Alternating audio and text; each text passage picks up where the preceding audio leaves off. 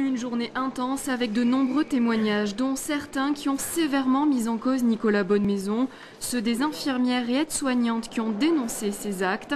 Elles ont notamment détaillé le cas d'une patiente âgée. Ses enfants sont partie civile, ils ont été choqués par ce qu'ils ont entendu. On a eu la confirmation catégorique qu'elle ne souffrait pas.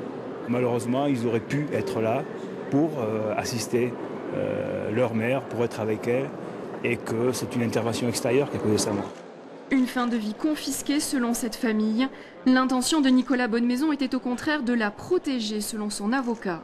Il considère que c'est au médecin de prendre ses responsabilités et que ce n'est pas à la famille de supporter cette lourde décision qui est prise en fonction de considérations médicales. L'esprit de la loi est respecté, quelques éléments de la loi ne sont peut-être pas appliqués à la lettre, mais ce qui est important, c'est que l'esprit de la loi est bien là présent.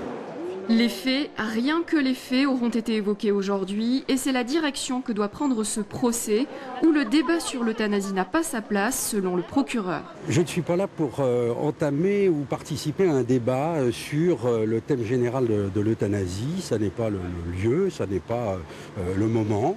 Nous sommes là pour examiner un cas. J'estime quant à moi que la loi n'a pas été respectée par M. Bonnemaison. Il appartient à la cour d'assises d'examiner cette question.